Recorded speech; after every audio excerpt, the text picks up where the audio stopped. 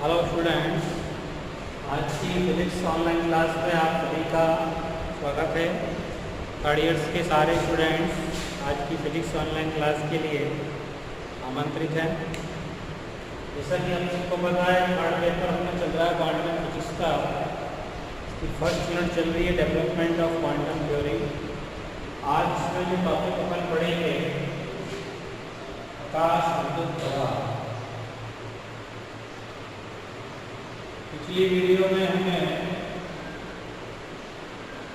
Planck का विकिरण नियम, विकिरण सिद्धांत डिस्कस किया था। इसके आधार पर कृष्णिका के विकिरण उत्सर्जन संबंधी रेले नियम और वीन विकिरण नियम को प्रूव किया था।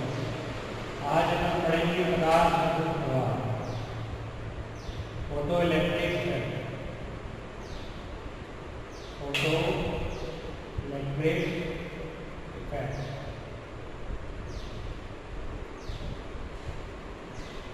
क्या होता है प्रकाश विद्युत प्रवाह। उसको समझने के लिए सबसे पहले तो ये देखना पड़ेगा इलेक्ट्रॉन उत्सर्जन क्या होता है। इलेक्ट्रॉन का उत्सर्जन, तो चूंकि अपन अब अच्छे से जानते हैं कि हर एक पदार्थ के परमाणु में इलेक्ट्रॉन उपस्थित होते हैं और अधिकांश इलेक्ट्रॉन जो आंतरिक कक्षा के होते हैं वो बद्ध होते हैं, बंधे हुए नाभिक के आकर्षण से। और बाह्यतम कक्षा के कुछ एक या दो इलेक्ट्रॉन जो अल्प आकर्षण से आवृत्त होते हैं वो एक निश्चित ऊर्जा पाने के बाद परमाणु से मुक्त हो जाते हैं, जिन्हें कहते हैं मुक्त इलेक्ट्रॉन। और मुक्त इलेक्ट्रॉन जिनमें पाए जाते हैं वो कौन सी श्रेणी में आती है? धातु है। धातु है जिनको सुचालक की श्रेणी में रखा गया है, वो सभी के अंदर क्या पाए जाते हैं? मुक्त इलेक्ट्रॉन। तो मुक्त इलेक्ट्रॉन का मतलब परमाणु से लगभग फ्री है। ऐसे मुक्त इलेक्ट्रॉनों को अगर आवश्यक ऊर्जा दी जाए, आवश्यक ऊर्जा मतलब बाहर निकलने के लिए आवश्यक ऊर्जा को हम कहते हैं कार्यफलन। यानी कार्यफलन का मतलब है वो आवश्यक ऊर्जा जो किसी धातु के इलेक्ट्रॉन को प्रदान करने पर, मुक्त इलेक्ट्रॉन को प्रदान करने पर वो इलेक्ट्रॉन धातु के पृष्ठ से बाहर उत्सर्जित हो जाए, बाहर निकल जाए, पृष्ठ के बाहर आ जाए, उस ऊर्जा को कहते हैं कार्यफलन। तो कार्यफलन के बराबर ऊर्जा जब मिलेगी मुक्त इलेक्ट्रॉन को तो वो धातु के पृष्ठ से क्या जाएगा? बाहर आ जाएगा। कार्यफलन का मतलब प्रति इलेक्ट्रॉन वह न्यूनतम ऊर्जा, न्यूनतम इसलिए कि ज़्यादा तो दे सकते हैं अपन, जो कार्यफलन का मतलब है प्रति इलेक्ट्रॉन वह न्यूनतम ऊर्जा जो इलेक्ट्रॉन को पृष्ठ से बाहर निकलने में समर्थ बना दे।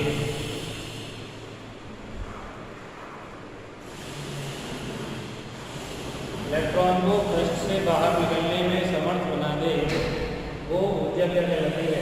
कार्यफलन। तो फोटो इलेक्ट्रिक का मतलब ये है, अगर वो ऊर्जा किसके रूप में दी जाए? प्रकाश के रूप में। जैसे मान लीजिए धातु पृष्ठ है, कोई भी धातु, खासकर की क्षारीय धातु जो होती है, जो प्रकाश सुग्राही धातु कहलाती है। प्रकाश सुग्राही धातु जैसे लिथियम, बेरियम, रुबिडियम आदि। इस तरह की कोई धातु के पृष्ठ पर, धातु पृष्ठ है,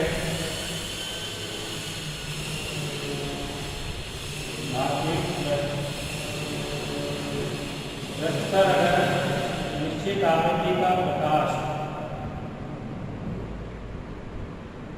निश्चित आवृत्ति और निश्चित तीव्रता का प्रकाश आपतित कराया जाए, तो अगर वो ऊर्जा, प्रकाश की ऊर्जा अगर कार्यफलन के बराबर या उससे ज़्यादा है तो उस ऊर्जा को पाकर इस पृष्ठ के इलेक्ट्रॉन बाहर निकलेंगे। ऊर्जा को पाकर पृष्ठ के इलेक्ट्रॉन पृष्ठ से बाहर निकलेंगे। इस इफेक्ट को कहते हैं प्रकाश विद्युत प्रभाव। ये हमने धातु के पृष्ठ में क्या आपके कराया, प्रकाश। तो प्रकाश ऊर्जा आवश्यक ऊर्जा हुई कार्य करने के रूप में, तो उतनी ऊर्जा ग्रहण करके इलेक्ट्रॉन पृष्ठ से बाहर निकलेंगे। इस तरह का प्रभाव कहलाता है फोटोइलेक्ट्रिक इफेक्ट। जो इलेक्ट्रॉन बाहर निकलेंगे उन इलेक्ट्रॉनों को बोलेंगे फोटो इलेक्ट्रॉन। और इन इलेक्ट्रॉनों के कारण जो धारा आएगी उस धारा को बोलेंगे प्रकाश विद्युत धारा। और जिस पृष्ठ से इलेक्ट्रॉन निकल रहे हैं उसको बोल सकते हैं इलेक्ट्रॉन उत्सर्जक पृष्ठ। इलेक्ट्रॉन उत्सर्जक पृष्ठ। कहने का मतलब यह है कि प्रकाश विद्युत प्रभाव क्या है। जब एक निश्चित आवृत्ति और तीव्रता का प्रकाश किसी धातु के पृष्ठ पर आपतित होता है तो पृष्ठ से इलेक्ट्रॉनों का उत्सर्जन होता है। इन इलेक्ट्रॉनों को बोलते हैं फोटो इलेक्ट्रॉन। इस प्रभाव को बोलते हैं प्रकाश विद्युत प्रभाव। इस तरह के पृष्ठ मिलेंगे इलेक्ट्रॉन उत्सर्जक पृष्ठ। और जब इलेक्ट्रॉन गति करेंगे तो इलेक्ट्रॉनों की गति के कारण प्रवाहित होने वाली धारा क्या कहलाएगी, प्रकाश विद्युत धारा। अब इस फोटो इलेक्ट्रिक इफेक्ट का टोटल विश्लेषण करने के लिए, प्रैक्टिकली एनालिसिस करने के लिए एक प्रैक्टिकल किया गया है। उस प्रैक्टिकल का हम अध्ययन करेंगे। तो यहाँ लिख सकते हैं हेडिंग में प्रकाश विद्युत प्रभाव का प्रायोगिक अध्ययन।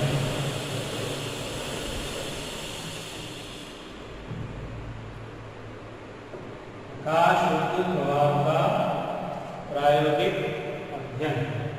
प्रायोगिक अध्ययन करने के लिए पहले तो प्रायोगिक व्यवस्था क्या करनी है। एक ये विसर्जन नलिका कह सकते हैं, कांच की निर्वात नलिका। इस नलिका के दोनों सिरों पर धातु के जो इलेक्ट्रॉन जुड़े होते हैं,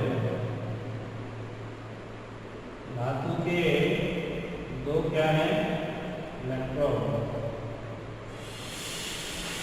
इनको प्लेट के रूप में मानने से प्लेट P1 और प्लेट P2। इनके मध्य विभवांतर लगाने के लिए विद्युत परिवर्तक की सहायता से बैटरी को जोड़ते हैं। धारा का मापन करने के लिए एक माइक्रोमीटर जोड़ेंगे ग्राइंडर में। ये विद्युत परिवर्तक है कम्यूटेटर, इससे दिशा चेंज कर सकते हैं विभवांतर की। और विभवांतर का मान चेंज करने के लिए विभव विभाजक,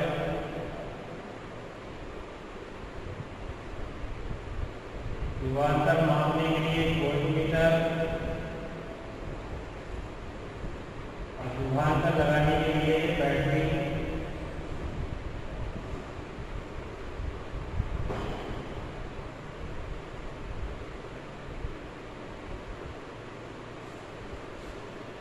तो ये प्रायोगिक व्यवस्था है। पहली जो प्लेट है P1, इस पर प्रकाश उत्साही धातु का लेप कर देते हैं। उदाहरण सीजियम, गैलियम या रूबिडियम, कोई सी भी धातु का लेप कर देंगे P1 के पृष्ठ पर, जिससे क्या है कि फोटो इलेक्ट्रॉन आसानी से उत्सर्जित हो सके। अब इस नलिका के अंदर P1 के पृष्ठ पर अलग अलग आवृत्ति, अलग अलग तीव्रता का प्रकाश आपतित कराने की व्यवस्था होती है। अलग अलग चेंज करके तीव्रता, अलग अलग आवृत्ति का प्रकाश इसमें आपतित करा सकते हैं, जिससे कि P1 के पृष्ठ से फोटो इलेक्ट्रॉन निकले।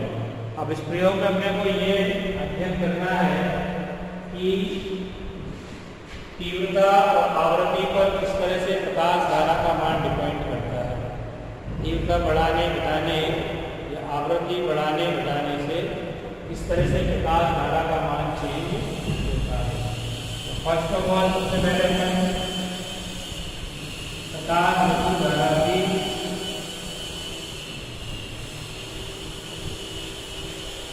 प्रकाश की तीव्रता पर निर्भरता देखेंगे। प्रकाश की तीव्रता पर निर्भरता, यानी प्रकाश की तीव्रता पर प्रकाश विद्युत धारा किस तरह से डिपेंड करती है, इसका अध्ययन करना है। इसका अध्ययन करने के लिए सबसे पहले कम्यूटेटर को इस तरह से सेट करेंगे P2 तो हो जाए धन पर, P1 हो जाए धन पर। धन पे करने के लिए पॉजिटिव सिरा ये है, तो इसको जोड़ दो P2 से, और नेगेटिव सिरा ये है बैटरी का, ये जोड़ दो इधर। तो ये ऋणात्मक हो गया और ये हो गया धन विभव।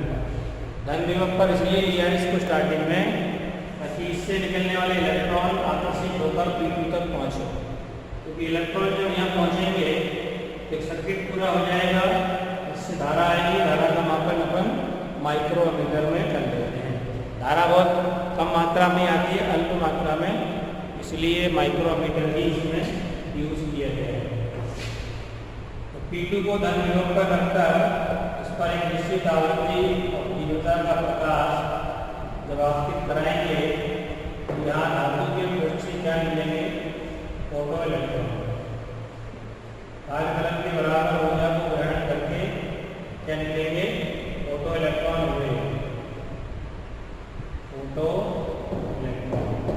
क्योंकि इलेक्ट्रॉन नेगेटिव है और P2 का हमने धन विभव लगाया हुआ है, तो नेगेटिव इलेक्ट्रॉन P2 के धन विभव से आकर्षित होकर इधर जाएंगे P2 प्लेट की ओर। तो ये फोटो इलेक्ट्रॉन जो है P2 प्लेट की ओर आकर्षित होकर पहुंच रहे हैं।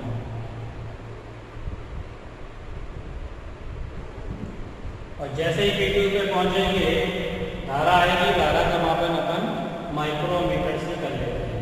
अब इसमें सबसे पहला ऑब्जर्वेशन क्या है, सबसे पहला ऑब्जर्वेशन ये है कि अगर विभवांतर का मान बढ़ाते हैं, यहाँ से विभवांतर वोल्टमीटर से नाप लेंगे अपन। शुरू में मान लो 500 वोल्ट, 600, 700, 800, तो जैसे जैसे विभवांतर का मान बढ़ाएंगे प्रकाश धारा का मान भी बढ़ेगा। जैसे कि साधारण चालक कारण होता है I प्रोपोर्शनल V, I का मान V बढ़ाने के साथ बढ़ता है, ऐसे इसमें भी शुरुआत में जैसे विभवांतर बढ़ाएंगे I का मान बढ़ेगा। लेकिन ऐसा नहीं कि बढ़ता ही जाएगा, क्योंकि पर्याप्त मात्रा में ही फोटो इलेक्ट्रॉन है। जैसे मान लो 50 इलेक्ट्रॉन निकले हैं तो सारे पहुंच जाएंगे, उसके बाद धारा बढ़ना बंद हो जाएगा। तो इसको ग्राफ से अपन शो कर सकते हैं। ग्राफ किसमें बनाना है, प्रकाश विद्युत धारा और P2 का ऋण विभव, P2 का धन विभव। P2 का धन विभव क्या रखा है, P2 पे कितना धन विभव लगाया है वो यहाँ बढ़ा रहे हैं। विभव विभाजन की सहायता से कितना विभवांतर लगाएंगे वो वोल्टमीटर से नाप देंगे, और जो धारा आएगी वो प्रकाश विद्युत धारा को माइक्रोमीटर में माप देंगे। तो शुरुआत में जैसे जैसे P2 का धन विभव बढ़ेगा प्रकाश धारा का मान भी बढ़ेगा, और एक अधिकतम मान तक बढ़ने के बाद लगभग क्या हो जाएगा, नियत हो जाएगा, बढ़ना बंद हो जाएगा। तो इस तरह का ग्राफ आएगा, धीरे धीरे बढ़ना चालू हो जाएगा।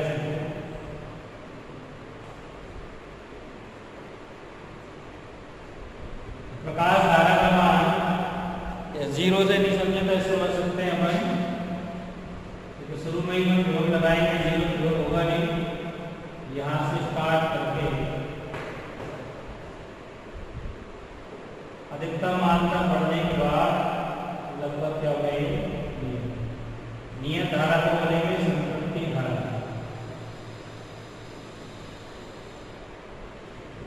धन विभव जैसे जैसे बढ़ रहा है प्रकाश धारा का मान बढ़ रहा है, अधिकतम मान तक बढ़ने के बाद लगभग क्या हो जाता है, नियत। अब ऐसी कंडीशन में अपने को ये देखना है कि तीव्रता बढ़ाने से क्या फर्क पड़ने वाला है। तो ऐसी कंडीशन में अगर प्रकाश की तीव्रता बढ़ा दें, ज़्यादा तीव्रता का प्रकाश इस P1 के पृष्ठ पर डालें तो क्या होगा, ग्राफ जो आएगा वो उसका मैक्सिमम मान, संतृप्ति मान बढ़ जाएगा। उसी विभव पर तीव्रता बढ़ाने से इसका मतलब ये स्पष्ट होता है कि तीव्रता बढ़ाने से P1 से उत्सर्जित फोटो इलेक्ट्रॉनों की संख्या में वृद्धि हुई है, क्योंकि धारा बढ़ रही है। धारा का मतलब है प्रति सेकंड प्रवाहित आवेश की मात्रा, और आवेश कौन पे, इलेक्ट्रॉनों पर। तो धारा का मान पहले की तुलना में बढ़ रहा है। यहाँ दो वक्र करके दिखाएं, एक वक्र तो है कम तीव्रता के प्रकाश के लिए, नीचे वाला जो वक्र है वो कम तीव्रता के प्रकाश के लिए, और ऊपर वाला जो वक्र है वो है अधिक तीव्रता के प्रकाश के लिए। तो दोनों वक्रों से स्पष्ट है कि अगर तीव्रता बढ़ाते हैं तो उत्सर्जित होने वाले फोटो इलेक्ट्रॉनों की संख्या में क्या होती है, वृद्धि होती है। इसीलिए प्रकाश धारा का संतृप्ति मान भी बढ़ रहा है। जैसे पहले कम तीव्रता के प्रकाश की मान 10 माइक्रोएम्पियर तक बढ़ती है मैक्सिमम, ज्यादा तीव्रता के प्रकाश के लिए 15 माइक्रोएम्पियर तक बढ़ रही है। तो 15 कहाँ से आया, इसका मतलब उत्सर्जित फोटो इलेक्ट्रॉनों की संख्या बढ़ी, आवेश की मात्रा बढ़ी, प्रति सेकंड प्रवाहित आवेश की मात्रा ही तो क्या है, धारा। आवेश बढ़ेगा तो धारा का मान भी बढ़ेगा। क्या रिजल्ट निकला इससे, आपतित प्रकाश की तीव्रता बढ़ाने पर, आपतित प्रकाश की तीव्रता बढ़ाने पर प्रति सेकंड फोटो इलेक्ट्रॉनों की संख्या में वृद्धि हुई है, संख्या बढ़ती है।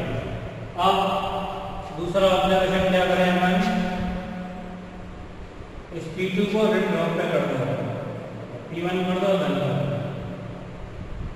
इसके लिए इस तरह से जोड़ दो, ये नेगेटिव हो गया P2 और ये हो गया पॉजिटिव। अब जैसे ही नेगेटिव होगा, इलेक्ट्रॉन भी नेगेटिव है, P2 को भी नेगेटिव कर दिया, तो स्वाभाविक है कि इलेक्ट्रॉन प्रतिकर्षित होंगे, और प्रतिकर्षित होंगे तो P2 पर नहीं पहुंच पाएंगे, नहीं पहुंच पाएंगे तो प्रकाश धारा का मान क्या हुआ, घटेगा। या दूसरा ग्राफ बता रहे हैं हम, P2 का ऋण ध्रुव देगा,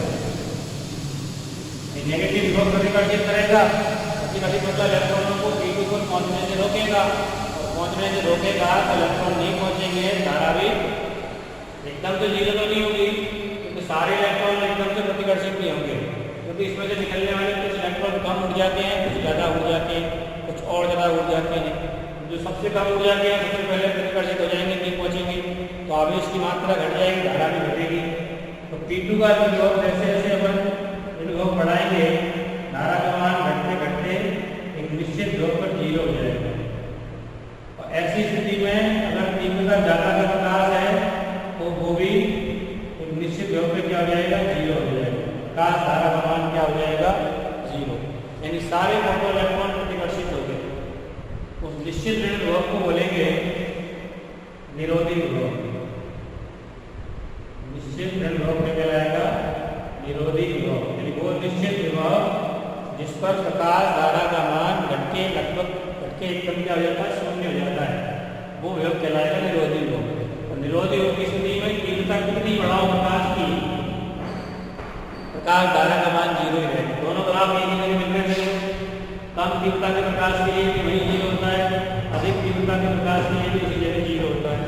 तो इसका मतलब साफ है कि प्रकाश धारा का मान निरोधी विभव की स्थिति में जीरो ही रहेगा, चाहे प्रकाश कम तीव्रता का है चाहे ज्यादा तीव्रता का है।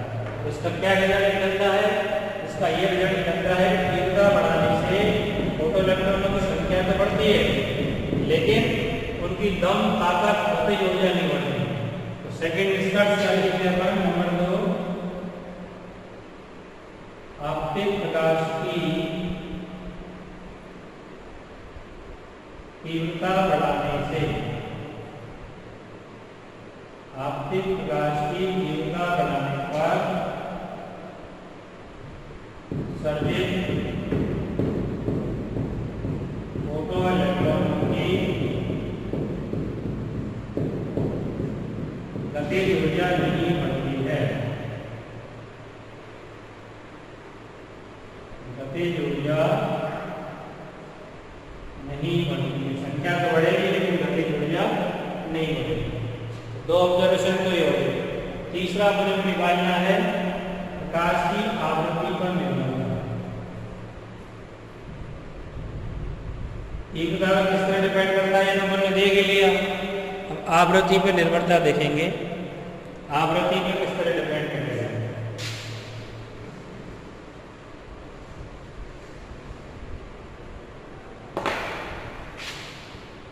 इसकी हेडिंग है प्रकाश विद्युत धारा की, प्रकाश की आवृत्ति पर निर्भरता।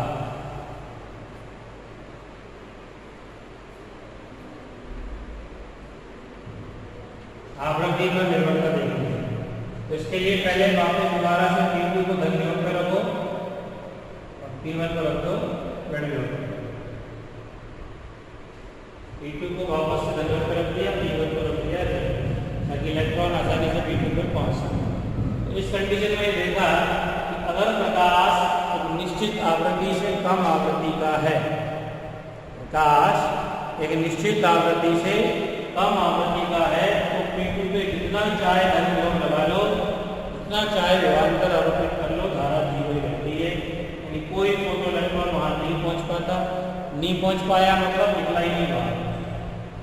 तो निश्चित आवृत्ति को बोलेंगे दहली आवृत्ति। निश्चित आवृत्ति क्या बोलेंगे? दहली आवृत्ति। अलग अलग धातुओं के लिए इसका मान अलग अलग होता है। सीजियम के लिए अलग, गैलियम के लिए अलग, रूबिडियम के लिए अलग।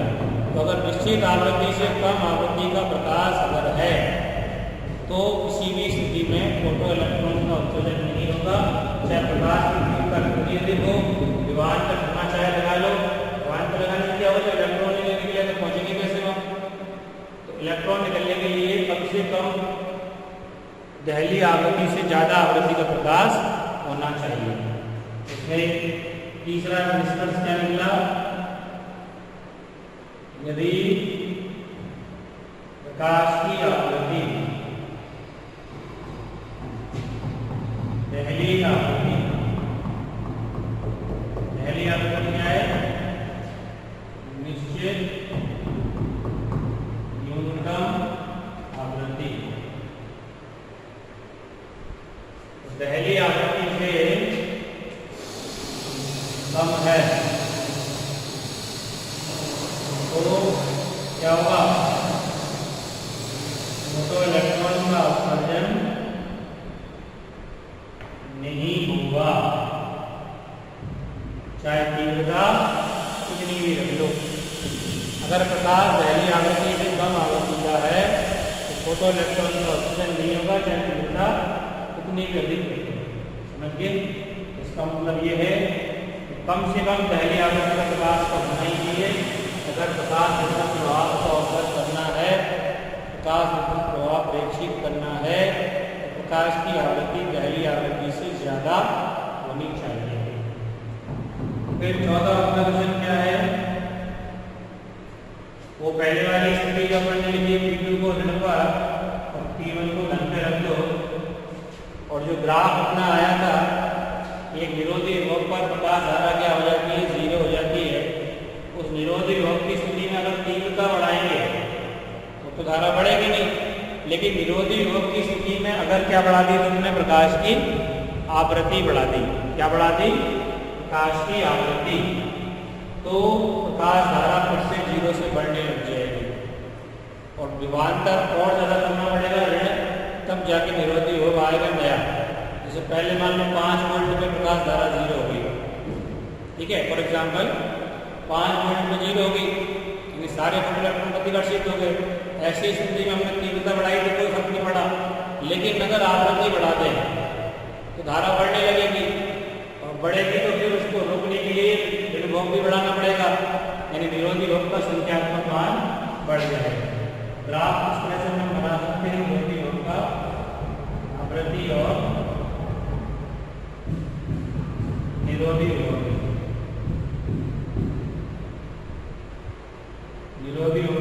जाते हैं V0।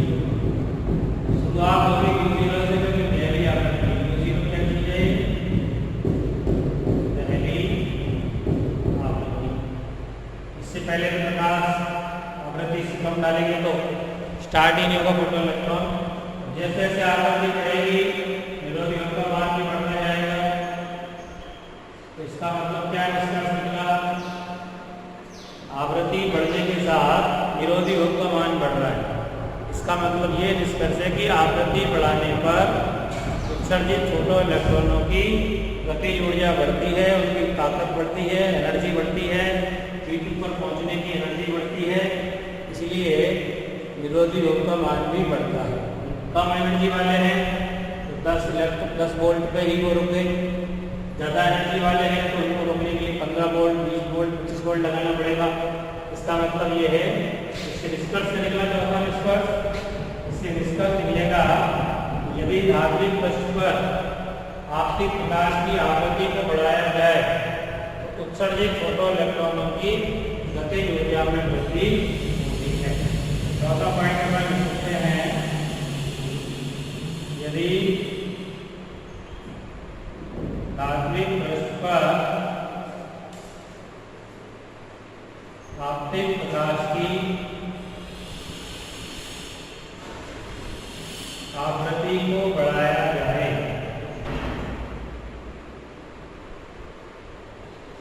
आपतित प्रकाश की आवृत्ति को बढ़ाया जाए तो उत्सर्जित फोटो इलेक्ट्रॉनों की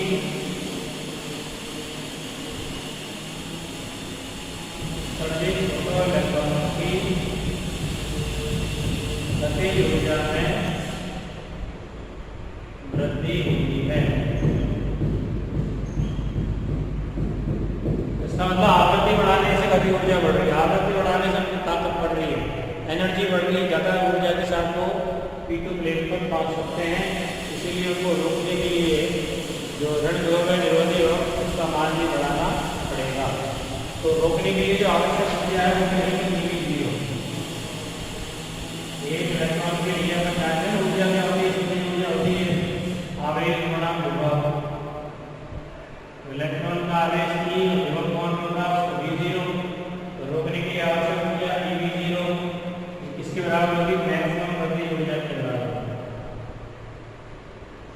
हाफ mv² अधिक गतिज ऊर्जा मैक्सिमम गतिज ऊर्जा के बराबर होगी EV0। अब अगर गतिज ऊर्जा का मान बढ़ाएंगे विरोधी हों का मान भी बढ़ेगा, इनसे कांस्टेंट है।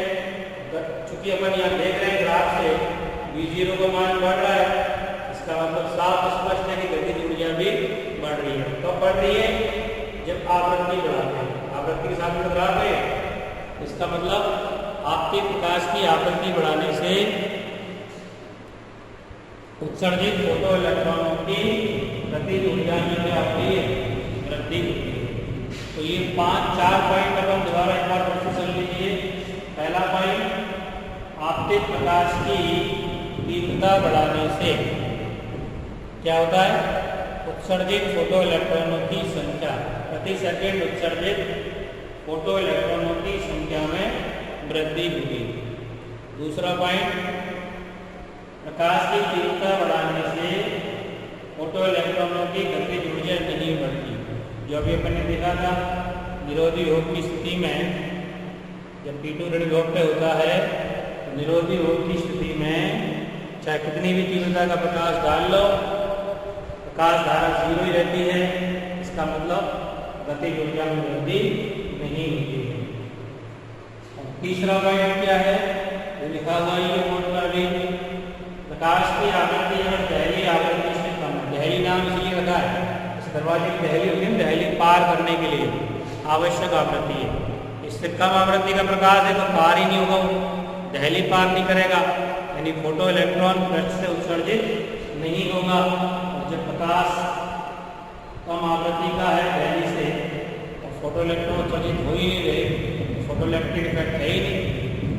थोड़ी हर प्रकाश के लिए फोटो इलेक्ट्रिक इफेक्ट होगा, लेकिन निश्चित आवृत्ति, जो निश्चित आवृत्ति के कहलाएगी पहली आवृत्ति, उससे ज़्यादा आवृत्ति का प्रकाश होना चाहिए तभी रस्ट से फोटो इलेक्ट्रॉनों का उत्सर्जन हो सकता है। तो ये तीसरा पॉइंट लिखा हुआ है। और चौथा, आवृत्ति जब बढ़ाएंगे तो फोटो इलेक्ट्रॉनों की गतिज ऊर्जा में वृद्धि होगी, यानी कि जो प्रकाश धारा विरोधी रोध पर 0 हो गई थी, विरोधी रोध पर प्रकाश धारा का मान 0 हो गया था, फिर से बढ़ने लगेगा। इसका मतलब जो सारे इलेक्ट्रॉन P2 के निर्भोग से प्रतिकर्षित हो गए थे वो पहुंचना स्टार्ट कर देंगे। इसका मतलब ये गतिज ऊर्जा में वृद्धि होगी। अधिकतम गतिज ऊर्जा E भी 0 के बराबर है। ग्राफ ये शो कर रहा है, पहली आवृत्ति V0 से स्टार्ट होकर आवृत्ति बढ़ने के साथ साथ निरोधी रोध का मान भी बढ़ता जाएगा। तो इस तरह से अपन ये 4 पॉइंट लिख सकते हैं। और एक 5वां पॉइंट भी है इसका,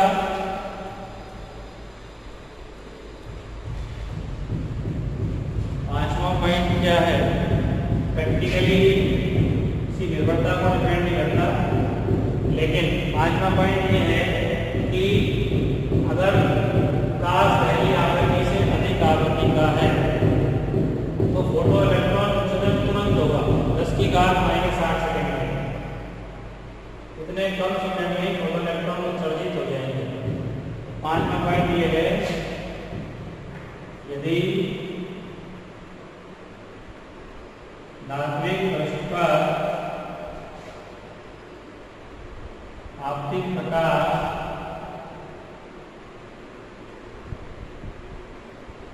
पहली आवृत्ति से अधिक आवृत्ति का है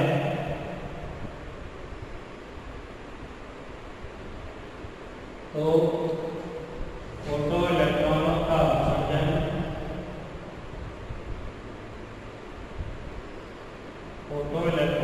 उत्सर्जन बिना किसी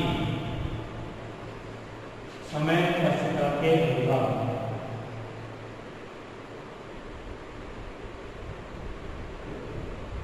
बिना किसी समय स्पष्टता के होगा, बिना किसी लेट गति भी, बिना कोई टाइम लेट, बिना कोई समय लिए 10⁻⁻8 सेकंड के अंदर ही प्रकाश आपतित कराने पर फोटो इलेक्ट्रॉन तुरंत उत्सर्जित हो जाएंगे।